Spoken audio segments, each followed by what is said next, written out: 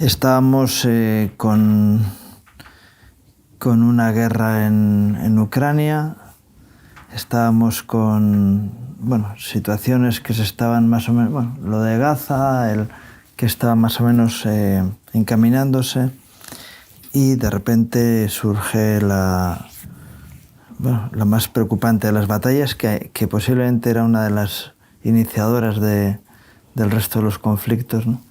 Que es el conflicto con Irán, que todavía no se puede hablar de que sea una guerra oficialmente establecida, igual que pasó en Ucrania, ¿no? Que a casi 2 años y medio después de empezar la guerra fue Tampoco hay una declaración de guerra. No hay una declaración de guerra, ¿no? Sí. Pero está Estados Unidos ahí pendiente de esa declaración, si lo van a hacer, si no lo van a hacer, de participar también, no solo apoyando a Israel, sino de forma directa, ¿no? Hay muchos temas entrelazados. Primero que fíjate la importancia de lo que está sucediendo entre Irán e Israel, que todo lo otro quedó en un segundo plano, ¿no? Sí, incluso el G7 se quedó paralizado, ¿no? Se quedó, sí. Tanto es así que Donald Trump se fue del G7, le restó importancia. ¿Por qué? Porque evidentemente todo esto tiene un aspecto, podríamos decir, escatológico, pero no vamos a entrar en la vertiente escatológica, sino que vamos a intentar verlo de otro punto de vista. Recordemos que Irán era el financiador de todos el terrorismo proxy, le dicen. Proxy viene de próximo, de aledaño, que eran los hutíes, de yemeníes, de Hamas, en Gaza, de Hezbollah, en el Líbano, y de otros movimientos. También era el que les proporcionaba financiación y recursos armamentísticos. Ahora pareciera que Israel se fue deshaciendo o fue quitándole capacidades a esos, y fue por la cabeza de esa hidra, por así decirlo, ¿no? Le fue quitando tentáculos a esa hidra, y ahora fue por la cabeza de la hidra. La cuestión es ¿por qué fue ahora a la cabeza de esa hidra? ¿Por qué fue para Israel necesario atacar precisamente ahora y no antes? ¿Y por qué no después? El momento es muy importante. Probablemente Israel lo pudo haber hecho hace un par de meses antes, pero no lo hizo porque Donald Trump le pidió que parasen, que le diesen tiempo para negociar. Llamaron a negociar a Irán para la no proliferación de armas nucleares. ¿Por qué? Porque el organismo internacional que controla el tema de las armas nucleares dijo, estos tipos ya están superando el 60% de enriquecimiento de uranio. Un proceso costoso y largo. Para que entendamos, para poder una central nuclear utilizar uranio para producir electricidad o para otras cosas, con el 3% de enriquecimiento es necesario. Es suficiente. Es suficiente. Pero para una bomba atómica necesita el 90%. Ahora, no es que el crecimiento es así, sino que es así, una curva. O sea, pasado el 60%, en días o pocas semanas podían ya tener la bomba atómica. Entonces, por eso el momento, Donald Trump pidió 60 días y pasados 60 días, el día 61, no hubo acuerdo. O sea, Irán empezó con movimientos que sí, que no, a marear la perdiz. A marear la perdiz, y Israel dijo, aquí no hay voluntad y tenemos que actuar. No, y de hecho, la justificación de la energía nuclear civil conlleva eso, una serie de un volumen de uranio determinado, ¿no? Y cuando tú superas esa cantidad, tienes que justificar por qué. Y claro, ya desde antes ya estaban diciendo, no, esta acción que está haciendo Irán no es fiable, porque está haciendo algo fuera de lugar. Es más, Israel comenta con el presidente de los Estados Unidos, con Donald Trump, un proyecto de eliminación del presidente iraní de... Bueno, no, del presidente no, perdona, del líder espiritual, sí. Del Ayatollah Khamenei. Khamenei, sí. Sí, bueno, que es quien gobierna, el Ayatollah Ali Khamenei. Y le dice Trump que no lo maten, porque tú hablabas de la hidra, pero es que todavía hay otra hidra por encima, que es la cabeza pensante. De hecho, comienzan la ofensiva eliminando a unos cuantos jefes de la cúpula militar y política del país, pero no van a quien es la cabeza pensante y el director espiritual, ¿no? Que, por cierto, levanta una amenaza contra Estados Unidos. Vamos a ver, Trump es un jugador de póker. Sí. Pero Khamenei no es un jugador de póker. Él es un hombre orgulloso que dice, cuidado, que si nos hacen algo van a tener consecuencias. Es decir, las Torres Gemelas fue un juego comparado con lo que nosotros podemos hacer a Estados Unidos. Y la amenaza de Irán es una amenaza desde el odio del corazón, ¿no? Es decir, no es un farol, sino que es algo que está ahí. En la medida en que pueden, harán daño. Por eso dicen, cuidado, no se metan en esta guerra, que nosotros vamos a hacer daño. De hecho, Israel ataca a lugares y a personas específicas dentro del área militar. Es decir, la población civil no sufre daños en Irán, y los siguientes que Irán bombardea de forma indiscriminada a Israel. Eso ha paralizado muchas de las críticas, porque claro, cuando tú haces una acción quirúrgica que está centrada en objetivos concretos, y te encuentras enfrente a alguien que lo que hace es un ataque indiscriminado, es verdad que alguna iba bien al sitio que querían que fuera, pero lanzan un montón de bombas que caigan donde caigan y empiezan a matar personal civil en Israel, con lo cual la mayoría de los que estaban apoyando a Irán toda esta historia, el único motivo es hacerle daño a Israel. Sí, es más, yo comentaba hace pocos días que he visto en una red social a uno que hizo este comentario y dejó en su red social esto: por fin alguien comienza quiere terminar lo que no pudo el del bigotito. En clara mención a Hitler. Entonces, vemos que el antisemitismo está latente por ahí, y que todavía está el odio a Israel y a los judíos está latente en todas partes del mundo. Ahora, tú decías de la hidra, y que hay otra hidra, otra cabeza pensante por encima, evidentemente. Y que dijiste que Donald Trump es un jugador de póker, porque hay algunos que están un poco con los ojos así, abriendo los ojos diciendo qué raro que Donald Trump está tan quietito, está tan en segundo plano. Claro, lo que pasa es que todo esto está repercutiendo en la guerra comercial que está teniendo Estados Unidos con China y con Rusia. ¿Por qué?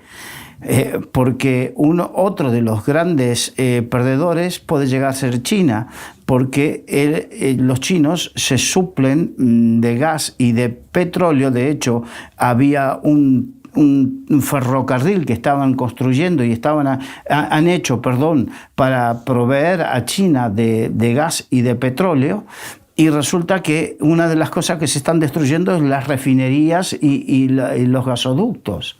Entonces, esto les afecta en su guerra comercial, porque China es un gigante que produce y necesita energía.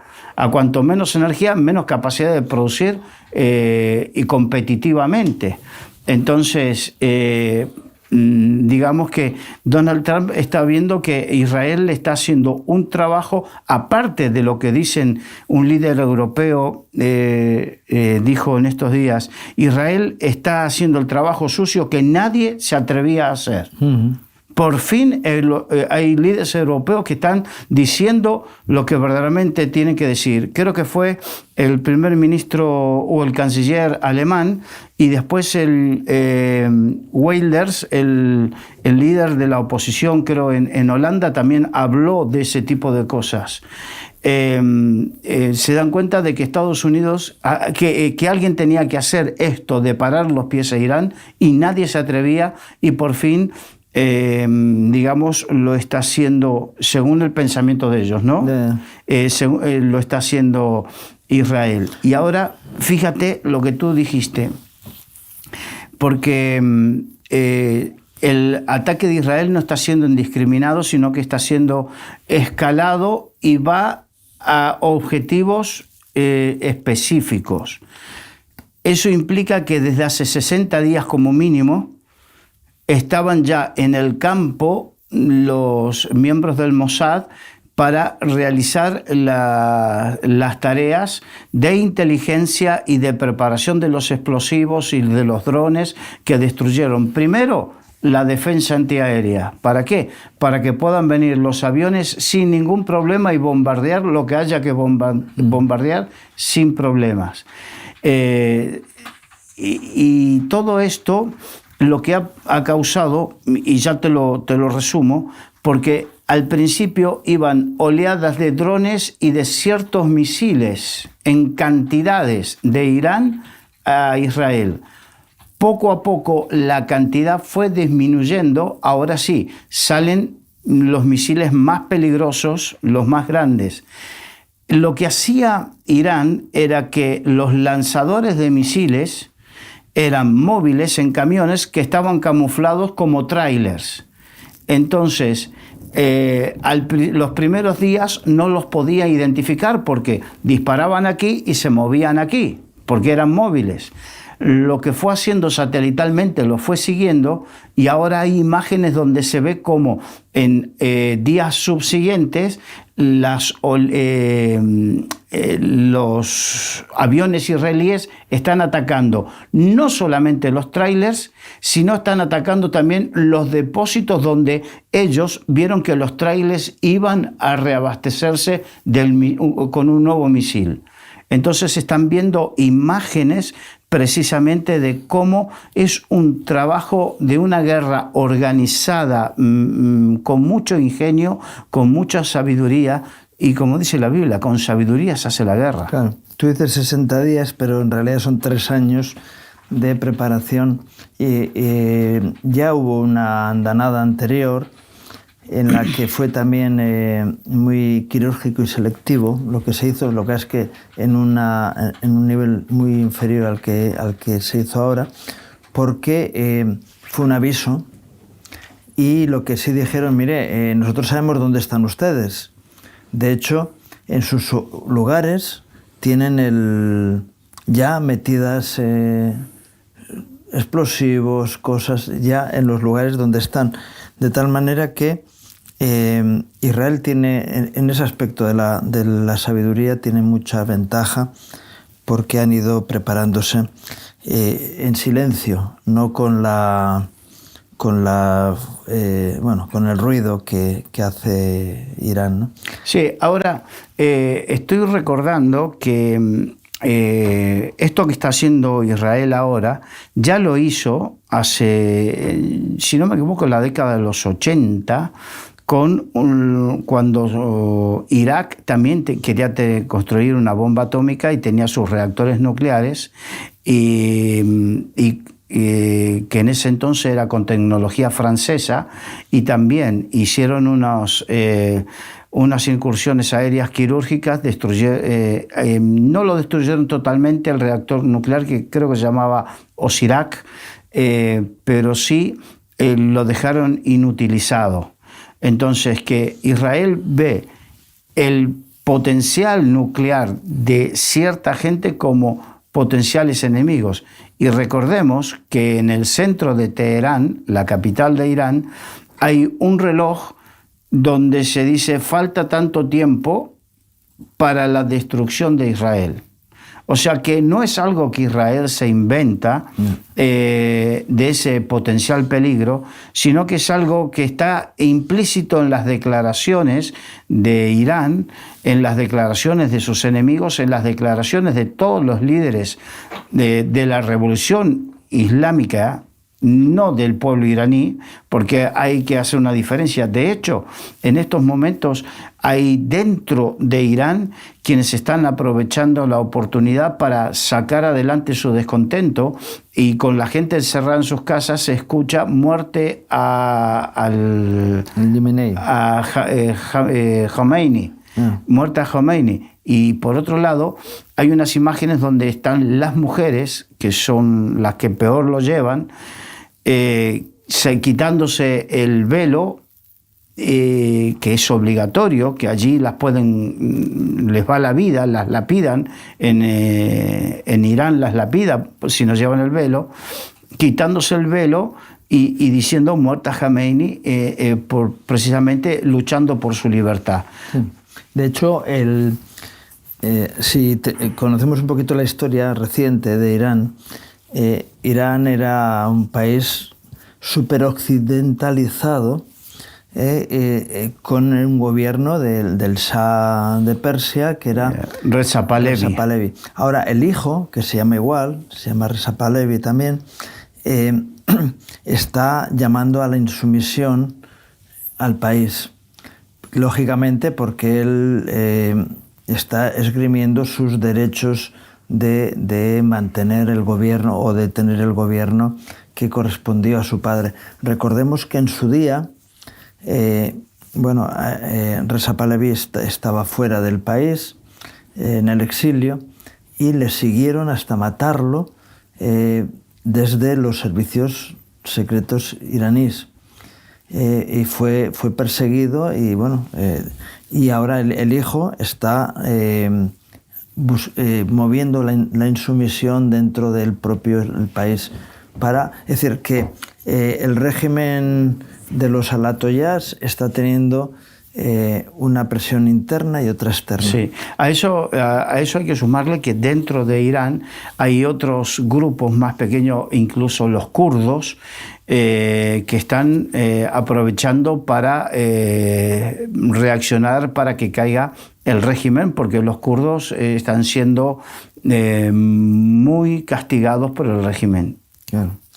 Y Europa, ayer o antes de ayer salían noticias yo creo que fue ayer, que la base de Morón en Cádiz tiene aviones cisterna americanos preparados para abastecer en el aire. Estos se dedican a abastecer a los aviones de combate en el aire, y están ya en las bases españolas. Sí. Quiero decir que es la hipocresía a veces de los gobiernos que hablan a favor de estos, o que han hecho tratos con países árabes, no es árabe Irán, pero es persa, pero está dentro de ese ambiente, y ahora están por la presión de Estados Unidos, y la OTAN está moviéndose para solucionar este problema. Decías tú,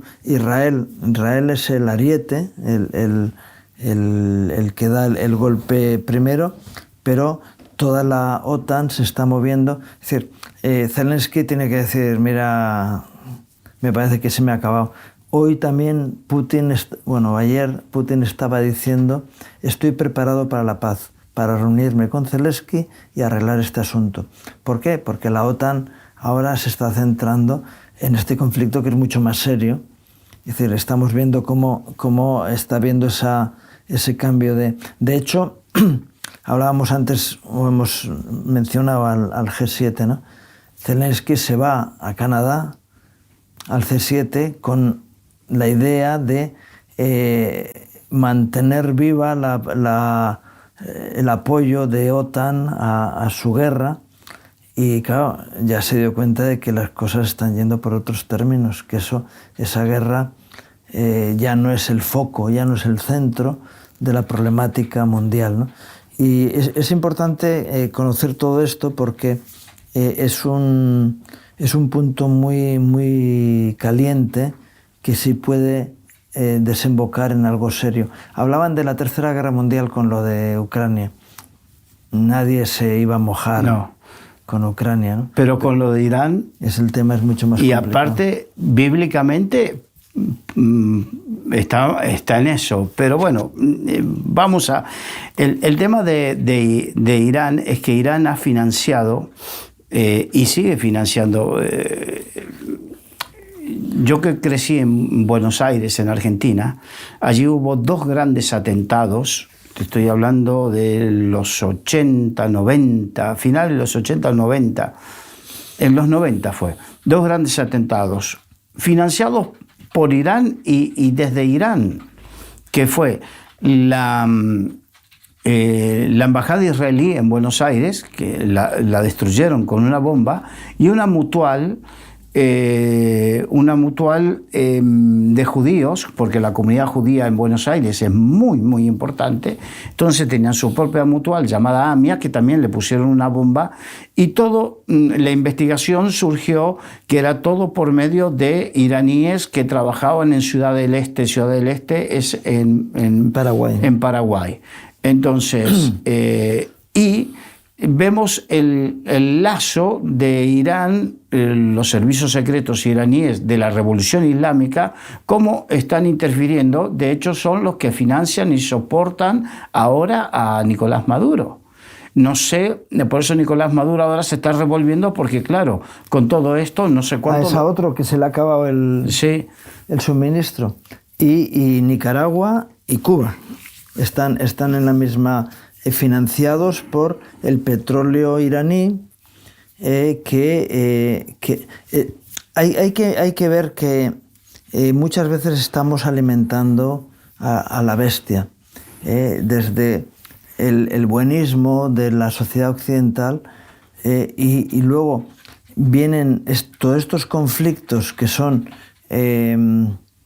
como suelen decir, daños colaterales.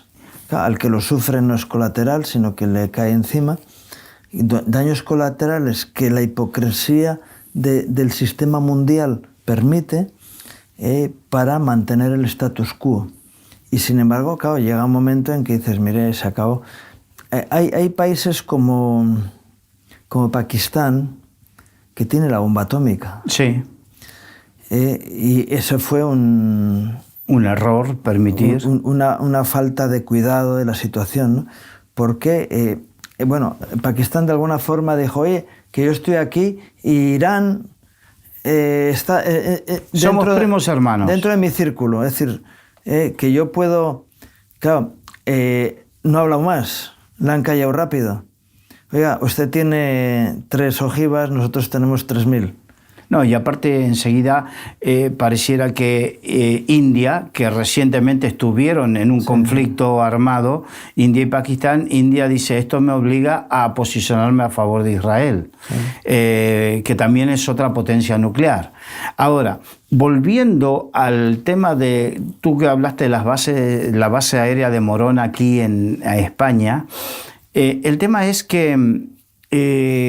¿por qué, si vemos que está diezmando prácticamente las instalaciones, las está diezmando la aviación israelí, ¿por qué se va a meter Estados Unidos? La única situación por la que se tiene que meter probablemente sea porque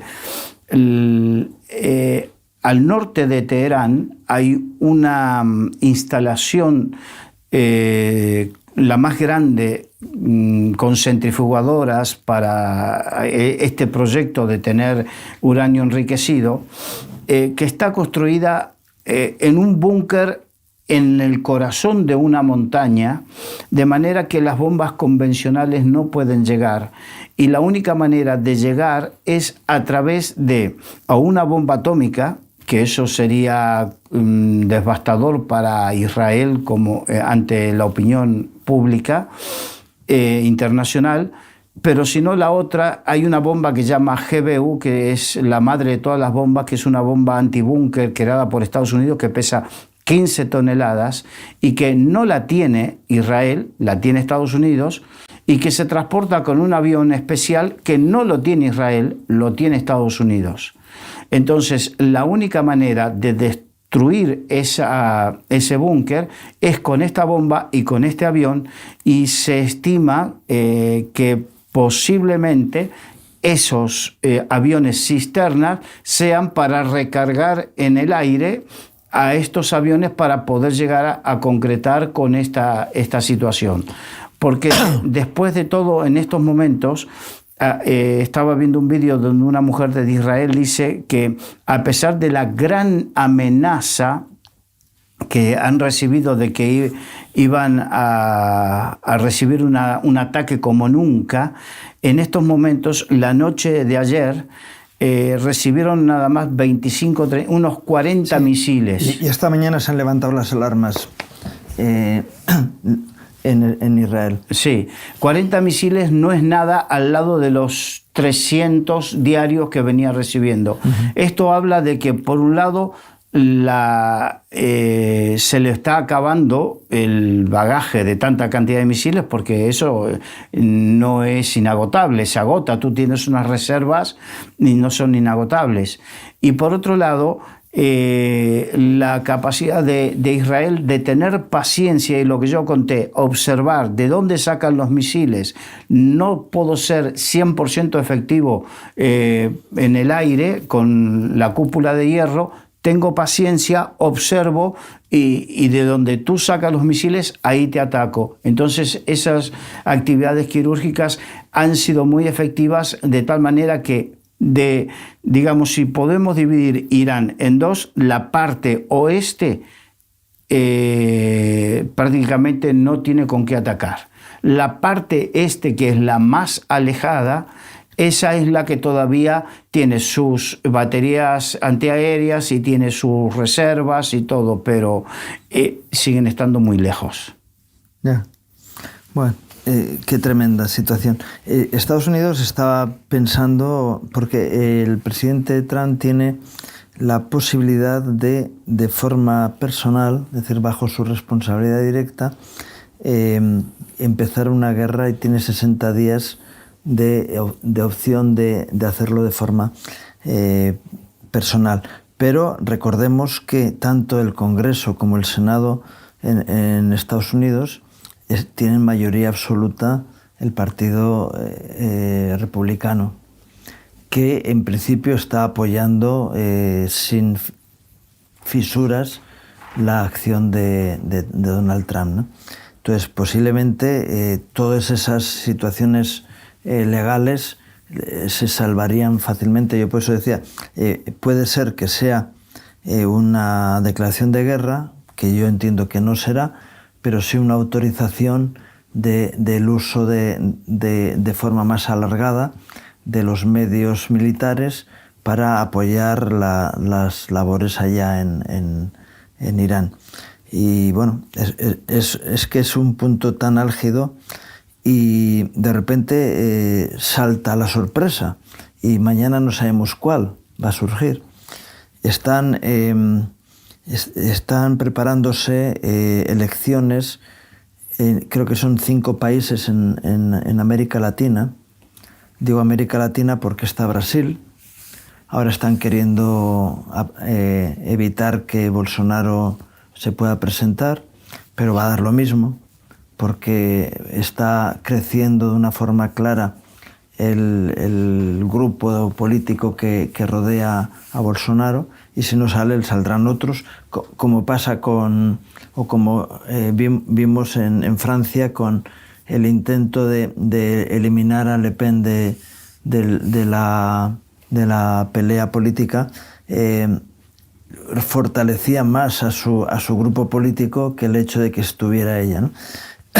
Con lo cual han rebajado esa presión porque es una estrategia que no les venía bien. Pero en Brasil está ocurriendo lo mismo. Bolivia, Chile, es decir, hay lugares importantes que están teniendo y que va a haber un cambio real. Sí. ¿No? Hay que tener en cuenta también que el efecto Milei, el presidente argentino, es tremendo porque se ha convertido, no digo un líder mundial, pero sí en un referente, porque en un año y poco tiempo que lleva ha pegado un vuelco en Argentina en muchos temas. Y entonces eso está abriendo, de hecho en Argentina gran parte de la juventud está a favor de Milei. Y eso es algo que de repente, aunque los medios de comunicación tradicionales no hablen de eso, la juventud no se nutre de los medios de comunicación tradicionales, se nutre de las redes sociales. Entonces las redes sociales son como un reguero de pólvora y querer, digamos, cercenar las redes sociales como querer ponerle puertas al campo. Sí, en cuanto te manipulan una, la gente se va a otra. Se abre una nueva, etcétera, etcétera, y no hay... Es como ponerle puertas al campo, es imposible. Es lo mismo que hablaba yo del tema. Si tú incides aquí, y lo que en lugar de ir en beneficio tuyo produce el efecto contrario, pues tienes que recular y buscar otra estrategia diferente, ¿no? Claro. Entonces, hablaba del efecto Milei, hace que las nuevas generaciones y la gente se va enterando de que otra forma es posible.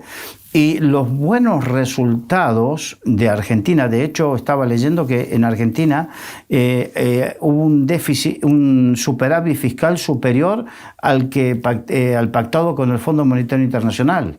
Uh-huh. Entonces, esos buenos resultados socioeconómicos hacen que la gente esté más dispuesta a pelear y a luchar políticamente hablando, por un cambio en sus países, ¿no? Entonces, Chile es un país que está peleando por eso. Sí, se me olvidaba Colombia. La Colombia de Petros, que, bueno, dejémoslo, pero...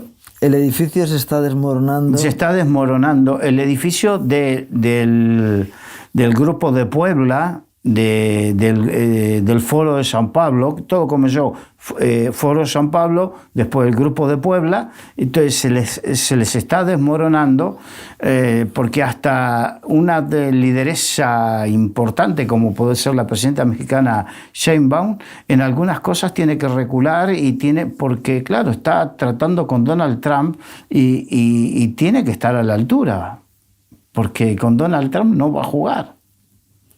Entonces, porque para trilero no hay mayor trilero que Donald Trump. Claro. A eso no le van a ganar. Entonces, y hay cosas que no puede hacer.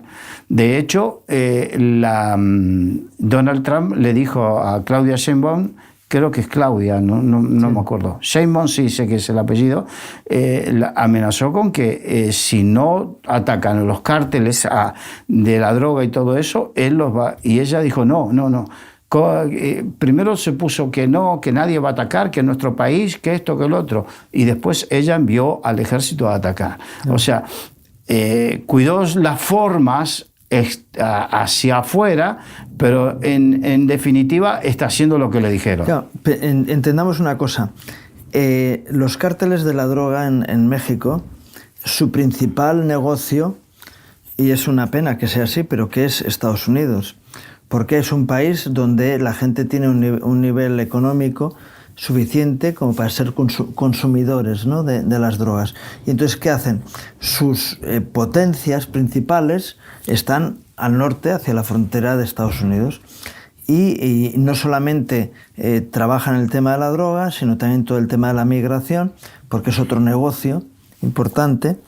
Como vamos viendo que hay mafias que se dedican a ese negocio, porque es mucho más rentable el negocio de la migración que el negocio de las drogas, porque tiene la seguridad de que una vez que tú sueltas a la gente en la frontera, bueno, ya cobraste el dinero, y es un problema que no tienes si los deportan, son clientes que van a volver a utilizar el sistema. Entonces es un negocio mucho más lucrativo y menos peligroso que el tema de las drogas. Y otra vez es el negocio principal en la frontera con Estados Unidos. Por eso los cárteles están sobre todo en el norte luego están en Colombia y en otros países. Pero principalmente en el norte de México, cercanos a la frontera. Por ese tema del negocio propio que tienen, ¿no?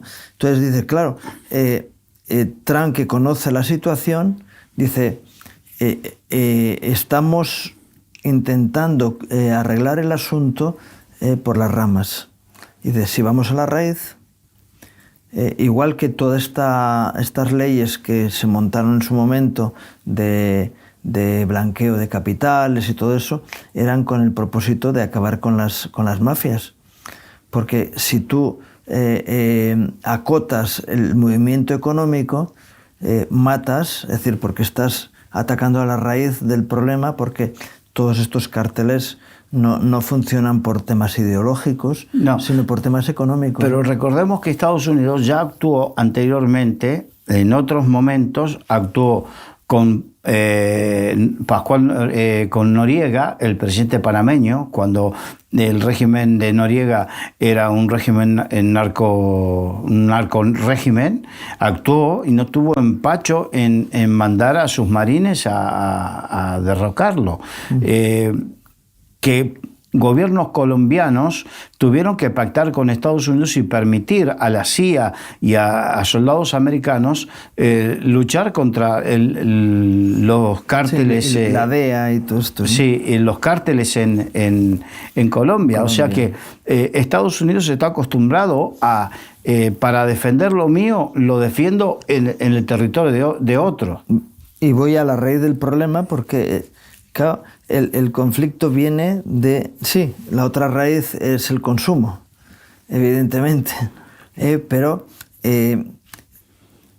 quienes organizan todo para traer esos productos son esos países. Y si vas a la raíz, es decir, donde no hay...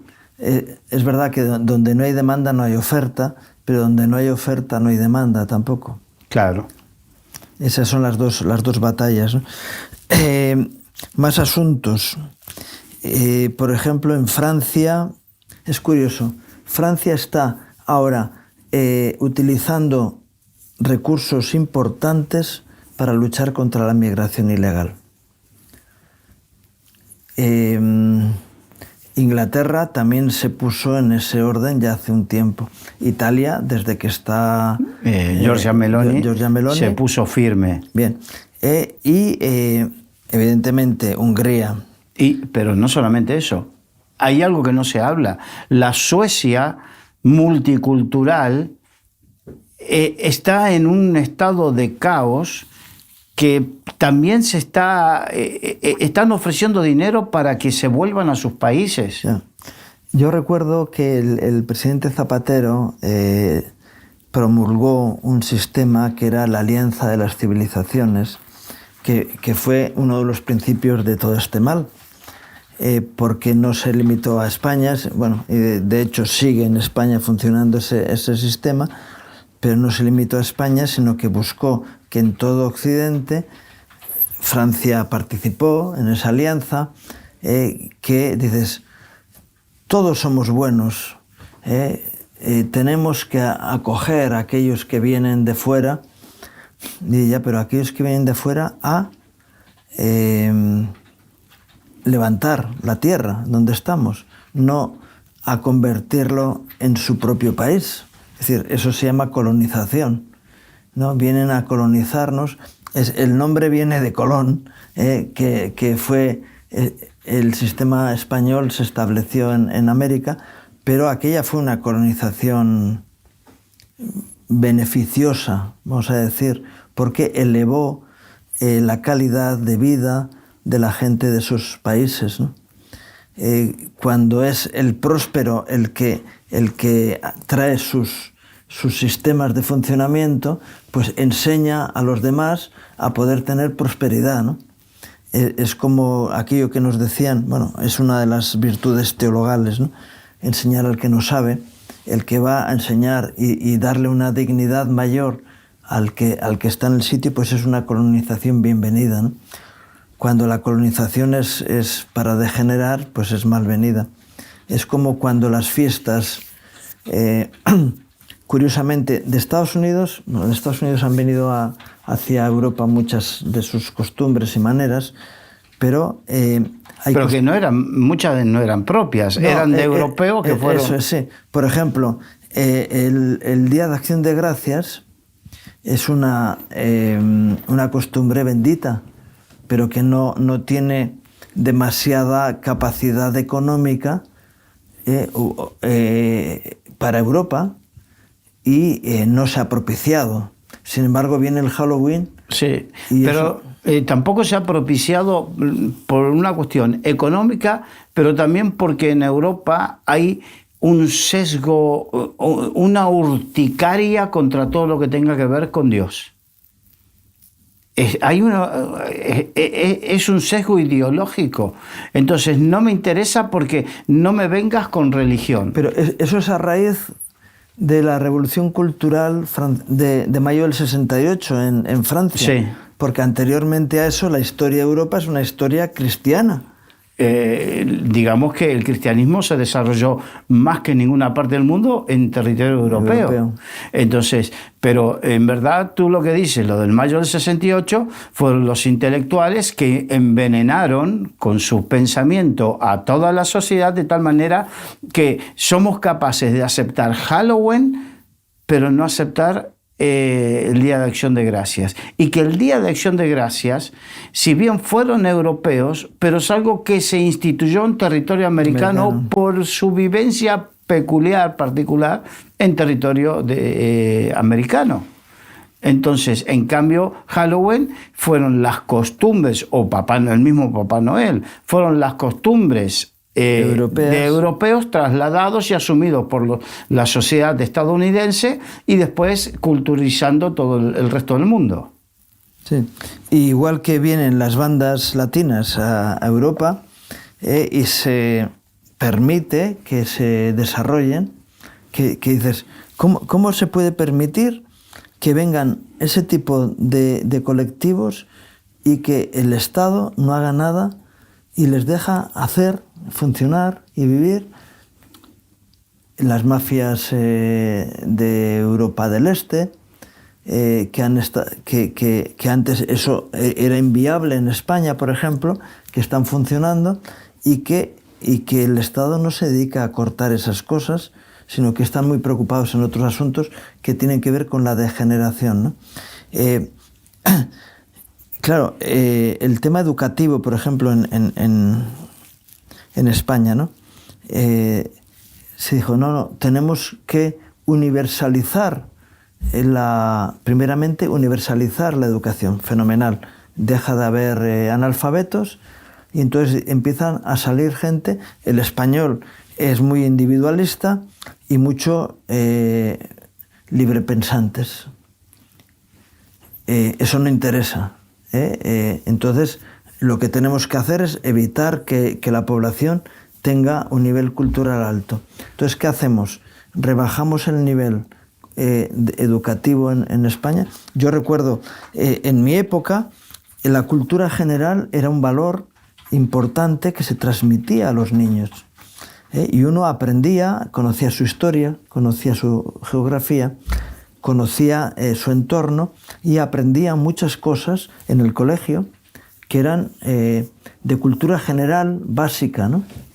Y que te incentivaban para seguir ilustrándote, porque a mí me pasó similar.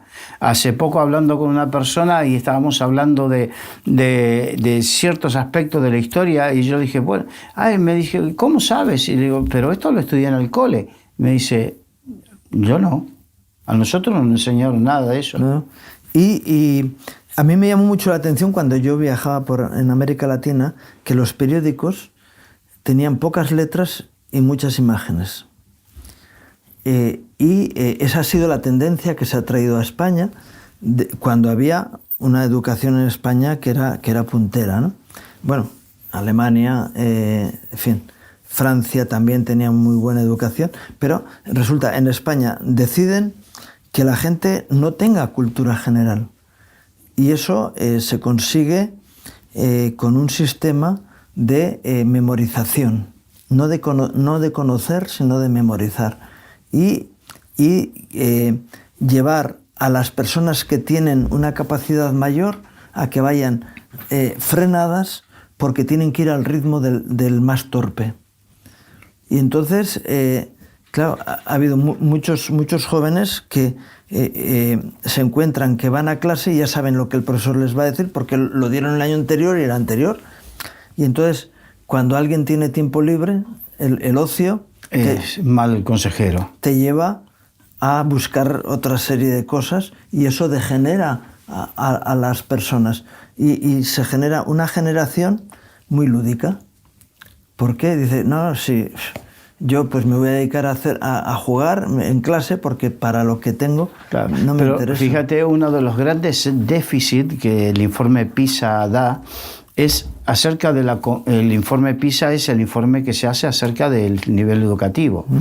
El informe PISA da que la comprensión lectora es muy baja. O sea que la gente, como es que cuando, bueno, en la Biblia entiendes lo que lees, yeah. Entonces esa es la comprensión lectora. Se lee y se entiende lo que se lee. El etíope le dice a Felipe. Exacto. ¿No? Entonces, la cuestión es, nuestros jóvenes y nuestros niños leen primero, leen muy mal, muchos. Y segundo, ¿entienden lo que leen? No, ese es un problema, lo que ha generado es que la mayoría de la gente, por lo menos en España, yo creo que en otros países ocurre igual, que les cuesta mucho leer porque no tienen hábito de lectura.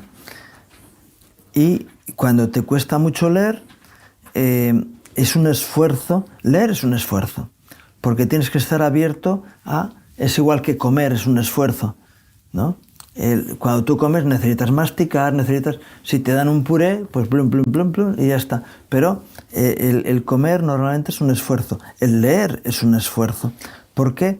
Y es más, si tú estás acostumbrado a leer y te gusta leer y recibes información que alimenta tu alma, cuando hay algo que no entiendes, vuelves atrás y lo vuelves a leer, porque estás masticando lo que estás leyendo. No, yo quiero entender lo que aquí dice. Hay muchas personas incluso que leen la Biblia y no leen no entienden lo que pone. Dice, pero vamos a ver, vuelve a leerlo. Vete más despacio. Es decir, eso nos decían nuestras madres. Es decir, mastica lo que estás comiendo, que si no, no te alimenta. ¿Por qué? Porque, bueno, llega al estómago y el estómago lo lanza al intestino porque no está preparado para comer eso y lo lanzas por el recto, ¿no? Dice, eliminas aquello. Y dices, no. ¿Y qué se consigue? Una sociedad aborregada. Porque una sociedad que está intelectualmente y preparada se vuelve,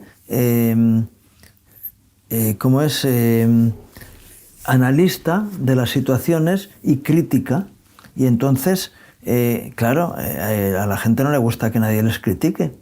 Bueno, salvo el sabio, que está abierto a la crítica y que dice, no, yo tengo que recibir las críticas, recoger lo bueno, desechar lo malo y aprender en aquello en lo que puedo estar equivocado de las personas que me dan un consejo o una crítica constructiva, ¿no?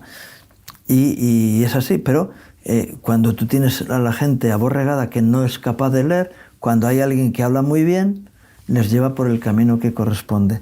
Yo el otro día hablaba con con los hermanos y decía, ha venido el flautista de Hamelin.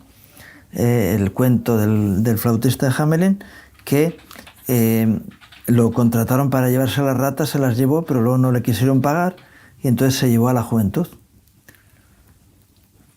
¿Y por qué? El sonido les llevaba, es decir, y hay mucho flautista de Hamelin que está por ahí suelto, que intentan llevar el liderazgo. Por eso lo que decías tú, las redes sociales están de alguna forma cambiando eso. Cambiando el paradigma. Y llevando a que las personas pregunten, analicen y tomen postura personal ante esas situaciones. Sí. Y hay muchos jóvenes que están en esa línea. Investiguen, porque resulta que hay mucha mentira suelta, tanto que se habla de fake news, de bulos y tanto, hay por todos lados. Entonces, esto lo que hace es que aquellos que tenemos cierta avidez por el conocimiento de lo genuino, de lo auténtico, buscar y empezar a ejercitar el discernir la verdad de la mentira. Entonces, ya ves la mentira, en este caso, burdos vídeos hechos con inteligencia artificial, ya ves que son mentiras, ya pasas porque dice, esto es una tontería. Ves quién te está diciendo la verdad, ves quién investiga, quién verdaderamente da una información y que puede estar o no 100% certera, pero que no te quiere mentir. Siempre es subjetiva. No hay una información objetiva nunca, porque quien te la está contando tiene su criterio. Entonces va a ser subjetiva siempre. Lo que pasa es que, ¿y qué ocurre? Que en la multitud de consejeros está la sabiduría. Cuando tú escuchas a muchos, puedes discernir quién se acerca más a la verdad y quién se aleja. Aquel que te está mintiendo todos los días, pues no le das ningún crédito. Dice, mira, que viene el lobo, que viene el lobo. Dice, por eso los medios de comunicación tradicionales están quedando en su gran mayoría con un total descrédito. Y aquí en España, por más que hay algunos que ahora se están queriendo despegar de ciertas cosas y están queriendo cambiar su línea editorial, pero ya fueron muchos años avalando conductas y cosas que se sabía que eran mentiras y han quedado dañados permanentemente con ese descrédito. Cuando un periodista vive de la voz de su amo, deja de ser periodista para ser un vocero. Claro, y el vocero pues es el que dice lo que le dice el jefe que diga. Berreco y dile. Sí, un correve y dile. Correve y dile. Sí, eso es. Esa es una frase que se utilizaba, es un correve y dile. No tiene criterio propio, recibe y da. Es verdad que también el que tiene la verdad recibe y da. Estaba pensando en el apóstol Pablo que dice, lo que yo recibí del Señor también os he enseñado. Correa de transmisión, pero desde una perspectiva de alguien serio que está queriendo transmitir la verdad, ¿no? Un informador mentiroso que sabe que está diciendo algo que es falso y que está cargando tintas para llevar el ascua a su sardina, es decir, para llevar a su terreno las cosas, pues deja de ser alguien que es una fuente fideligna en la que alguien puede descansar, que le está dando una información lo más veraz posible, ¿no? Y es así. Así que es bueno que en todos estos conflictos a nivel mundial que van ocurriendo tengamos una información correcta, ¿no? Y para eso hay que escuchar a uno y hay que escuchar a otro, hay que ver las reacciones que hay por un lado, las que hay por otro, y llegar a un criterio concreto. De hecho, incluso la vida de fe no puede ser aborregada, sino que cada uno tiene que tener su propia fe. Yo siempre digo, la fe es personal, intransferible, y es subjetiva. Una persona tiene una fe y actúa en consecuencia a ella, y otro no la tiene y no puede actuar como actúa el otro. porque no tiene esa fe, porque no le ha sido regalado ese beneficio para su vida y tiene que andar en la luz que tiene. Cuando camina en la luz que otros tienen, vive en inseguridad porque no tiene la certeza en su vida, ¿no? Y así en todos los temas de conocimiento, uno tiene que tener su propio criterio en las cosas y no ser veleta. Dice, ahora todo el mundo va para allí, eso es lo que dicen, ¿a dónde va Vicente? Ahí va la gente. ¿Dónde va la gente? Vicente va donde va la gente. Y tenemos, bueno, salvando a aquellos Vicentes que tienen criterio propio, es decir, es un nombre que se utiliza, pero qué bueno que uno tenga su propia medida de gracia, de fe y de conocimiento. Y ese es uno de los anhelos que tenemos nosotros cuando nos metemos en estas áreas, ¿no? Es decir, despiértense a tener un criterio propio ante las cosas, porque la actitud crítica es una buena actitud. De hecho, el Señor siempre en su palabra dice que tenemos que meditar sobre las cosas que ocurren para tener un criterio propio y que no vivamos de lo que otros dicen. Los de aquella aldea samaritana que escucharon a la mujer samaritana hablando de Jesús, una vez que fueron y dijeron, ya no creemos por tu palabra, sino creemos por lo que hemos visto. Los discípulos de Juan Bautista reciben de Jesús, la respuesta que reciben a sus preguntas es venid y ved, y haced saber a Juan lo que habéis visto y oído. Es decir, y vamos más atrás, los espías que fueron a reconocer la tierra prometida, fueron, y solamente había dos que tuvieron una actitud crítica ante la situación.